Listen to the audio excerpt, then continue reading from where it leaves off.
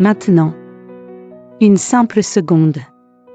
Il était 8h15 du matin, le ciel était clair, la ville encore un peu somnolente, mais déjà nerveuse.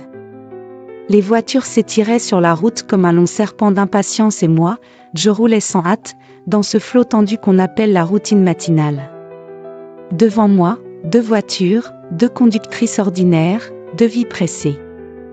L'une a voulu changer de voie, un geste banal, un de ceux qu'on fait 100 fois sans y penser, mais l'autre était là, dans son angle mort et brusquement, un coup d'accélérateur, un réflexe, un crissement de pneus et tout a explosé. Les vitres se sont baissées, les voix ont éclaté, les insultes ont fusé comme des pierres, les visages se sont déformés par la colère et les gestes ont pris la place des mots, tout est devenu bruit, rage et peut-être de la fierté blessée. Autour, les klaxons se sont mis de la partie, comme une foule qui applaudit la folie. Et moi, j'ai regardé sans bouger, il y avait là quelque chose de triste, presque absurde, 2 êtres humains qui auraient pu se blesser, ou pire, juste parce qu'aucune ne voulait céder, tout aurait pu s'arrêter là, sur un simple signe de main, un regard, un pardon mais non, l'ego est resté au volant.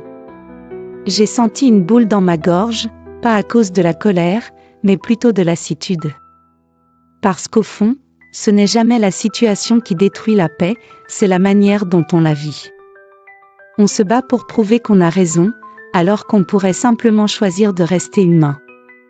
Et ce matin-là, j'ai compris encore une fois que la vraie victoire, c'est celle du silence sur le vacarme, de la maîtrise sur l'orgueil. Et qu'au milieu de nos colères ordinaires, il existe toujours une seconde, une seule, où l'on peut tout changer. Une seconde pour respirer, pour sourire, pour tendre la main au lieu de serrer le poing.